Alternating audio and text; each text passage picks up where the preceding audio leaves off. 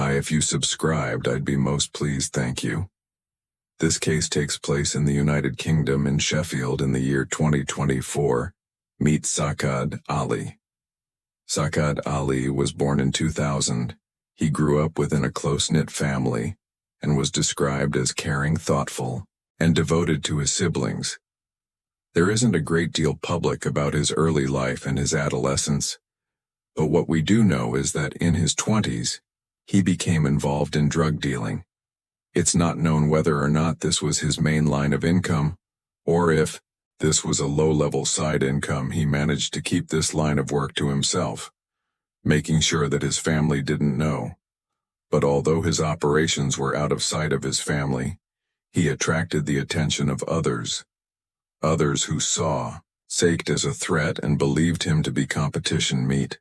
Barney Griffin, born on the 8th of November 2006. Jack Douglas, born on the 28th of June 2007, and Rebecca Moore, born on the 27th of July 1999, by 2024. Barney and Jack were relatively fresh. Out of school, Barry had a relatively normal upbringing by his mother.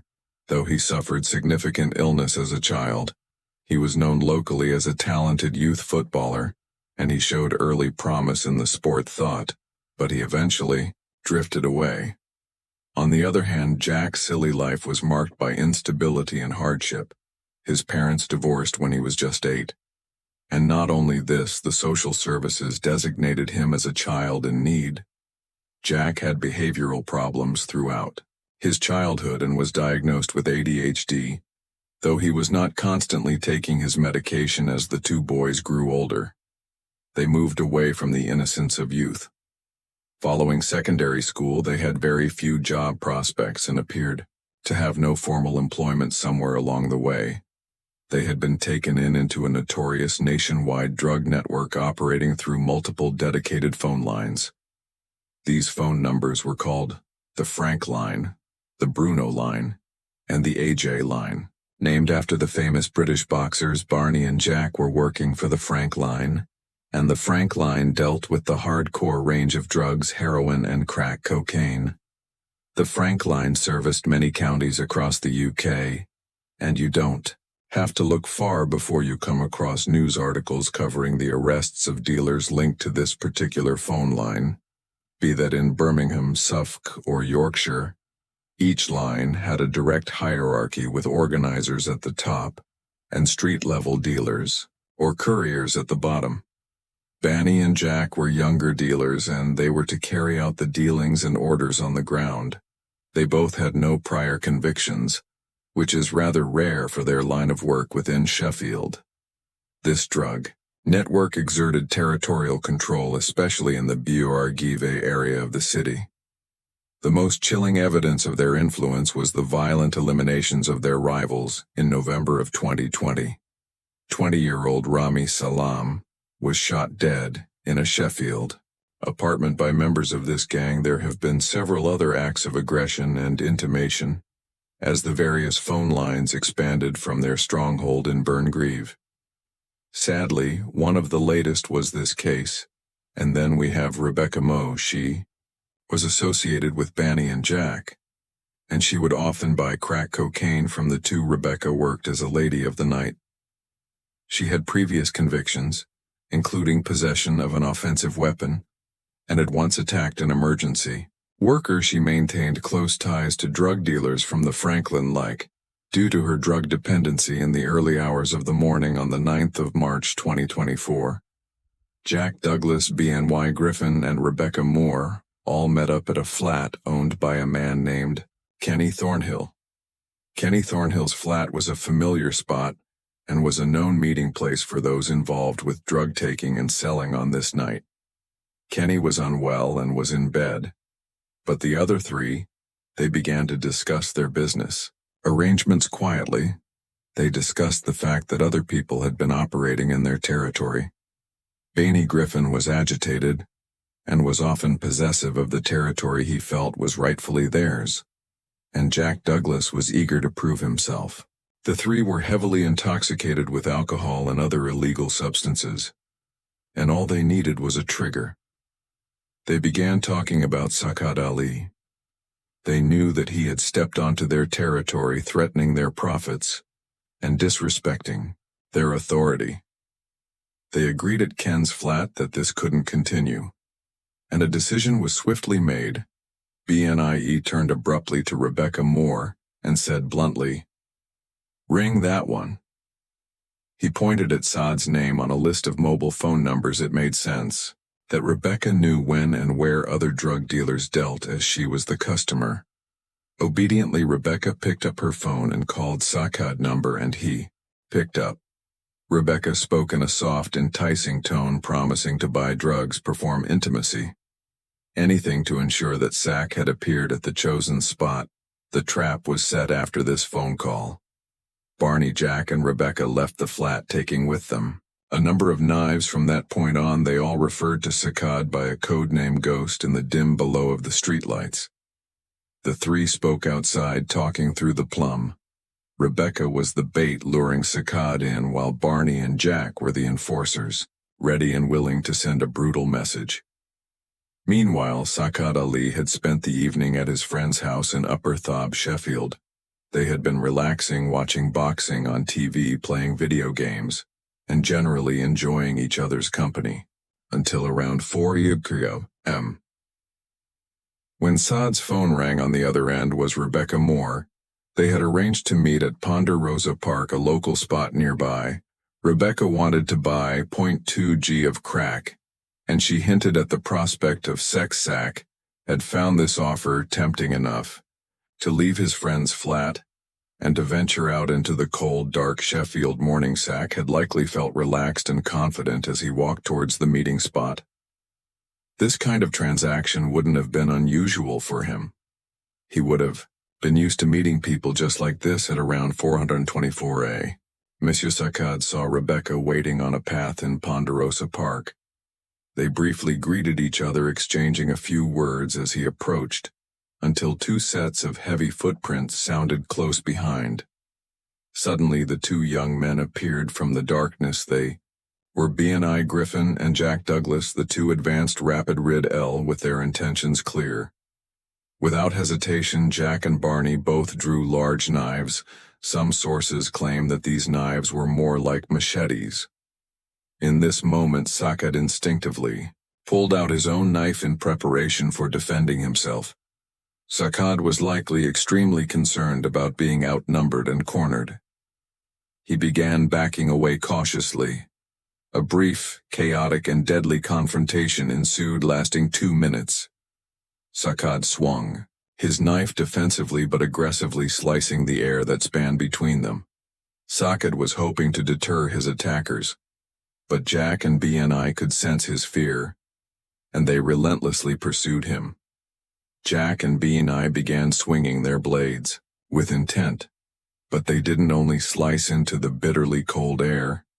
They began slicing into Sac's flesh. Realizing the severity of the situation, Sac had pleaded desperately. He called out, "All right, lads, now I'm hurt, leave it." His cries echoed through the park, and they were heard clearly by people who lived nearby, but his attackers offered no mercy. And chillingly, Rebecca stood approximately 30 men away, watching the attack unfold. The two boys continued their assault with determined aggression, ignoring his pleas and delivering blow after a blow with brutal force.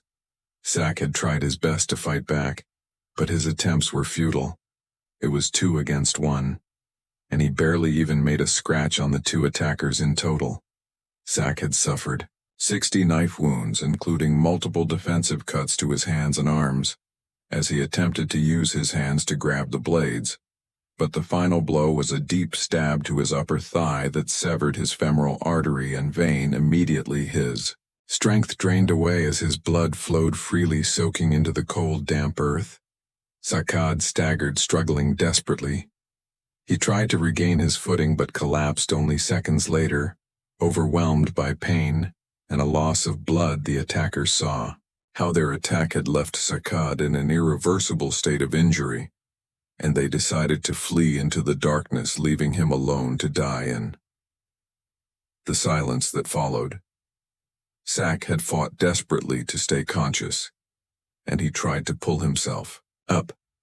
But he was breathing heavily, and as his body began to shut down, he was unable to move. Nearby, residents had heard the commotion, and they quickly arrived, desperately trying to help. They called the emergency services, but it was already too late. By the time the paramedics arrived, Sacad lay motionless despite their best efforts. The injuries he suffered were catastrophic, and at 5:09 a.m. he was pronounced dead shortly after the attack at approximately 4:26 a.m. Jack Douglas, Banny Griffin, and Rebecca Moe regrouped briefly and spoke to each other about what had just happened. The three were seen together, but they quickly dispersed as the emergency services began arriving.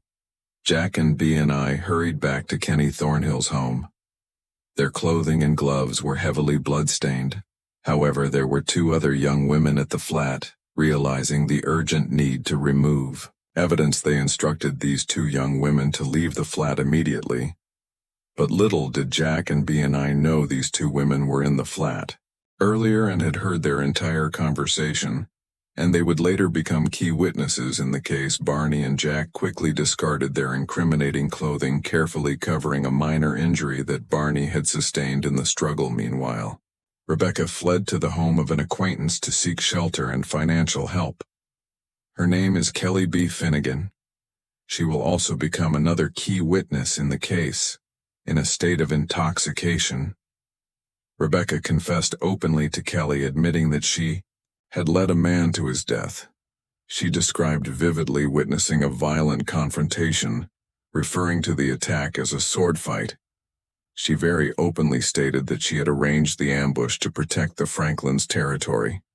She relayed the event, stating that she had a key role in Sar's death, and, what's more, she had absolutely no remorse for what she had done. When the police arrived at the scene, they immediately secured the area and started taking witness statements from nearby residents. They also noticed CCTV nearby, which was swiftly analyzed, showing the entire encounter. The CCTV spotted the group of three, and they could be tracked for a fair distance before they scattered. The police also analyzed Sacad phone records and noticed several calls and messages made by a woman named Rebecca Moore. They quickly put together that this was the woman in the CCTV for 48 hours. The police continued their investigation, fairly confident with the overwhelming evidence that they had already acquired. But ultimately, the police force's investigation to locate and arrest the murderers wasn't required. Over the next few days, Jack and Barney started to feel immense guilt and fear for what they had done, and so on Tuesday, the 12th of March, B&IE and Jack voluntarily went to the police station in Sheffield and handed themselves in. The two boys were promptly arrested during the subsequent questioning. They maintained their silence, giving investigators only no comment responses. It's assumed they did this not to keep information from the police, but more to protect their chances of a favorable outcome at trial. Now, despite having the two boys, Rebecca Moe was proving to be more elusive and hard to find, but the police were searching. Rebecca had no fixed address, which proved to be somewhat challenging. However, later the same day that the boys turned themselves in, she was found and arrested. Initially, she attempted to evade responsibility by giving a false name and repeatedly denied her involvement. This was captured on the arresting officer body cam, which I shall now play. What's your name, Al? Please, Lauren. Have you got any idea on your anything? No, I don't.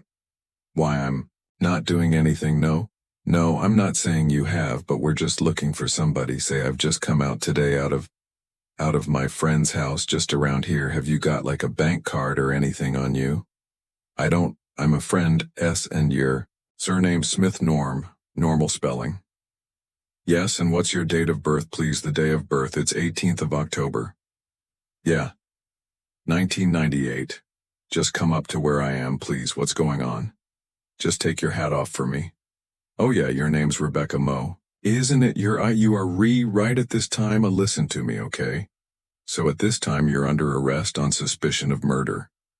Okay, because you're alleged to be involved in the murder of Saad Ali. Okay?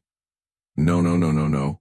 This was on the 9th of March 2024. Okay? So you do not have to say anything, but it may harm your defense. Do not mention when questioned something which you lat twine in court. Anything you do say may be given in evidence. Okay? Why am I?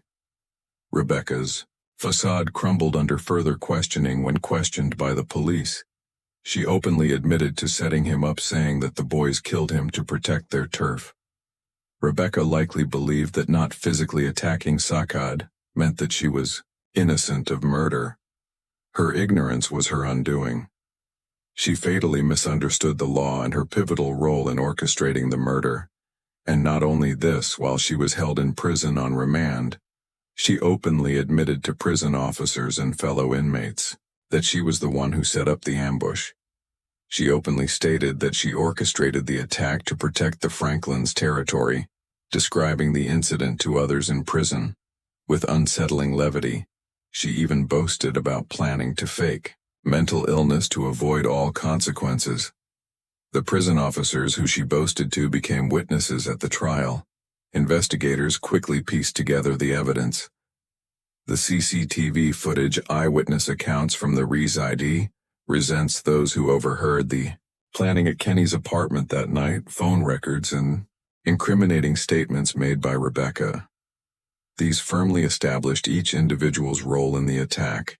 It confirmed that B and Jack had carried large knives intended specifically for violence related to their drug trade, while Rebecca had actively lured Sacad into their deadly trap in the months following the murder. The case rapidly moved through the courts before landing at Sheffield Crown Court, due to its severity on the 24th of May 2024. Barney and Jack pleaded guilty to murder and possession of knives. They finally fully admitted their role in the fatal stubbing. From this confession, the boys avoided a full trial. However, their sentencing would wait until proceedings against the third defendant, Rebecca Moore, were concluded. Rebecca pleaded not guilty and denied her involvement or murderous intent. She genuinely believed this, and therefore she prepared to face trial by jury. In October of 2024, Rebecca's trial commenced. The prosecution presented evidence that Rebecca knowingly led Sacad into a trap. They cited evidence from her previous admissions, CCTV and text messages. After the prosecution rested, Rebecca took to the stand and firmly denied involvement in planning or inciting violence against Sacad. Rebecca portrayed herself as a vulnerable addict caught in circumstances beyond her control. She insisted that BNIE and Jack had given her Saad's number solely for a drug deal, and claimed that her intentions that night were genuine. She described herself as a filthy who wanted nothing but drugs and sex. Nothing sinister. Rebecca claimed that when she witnessed the attack, she was shocked and panicked. She claimed she hid in the bushes, terrified and confused. Before in the scene, she claimed that her confessions to the police were the true setup and were exaggerations due to her intoxicated state. She also said that she never boasted about the attack to the prison guard or other inmates. Rebecca also refuted her friend's testimony, Kelly, but the evidence against her was overwhelming. In a final statement, she said, "I would never do anything like that to Sacad." In November of 2024, Rebecca Moore was found guilty of murder as the guilty verdict was read out. Rebecca initially showed no emotion, but moments later, as the reality set in, she burst out in anger and distress.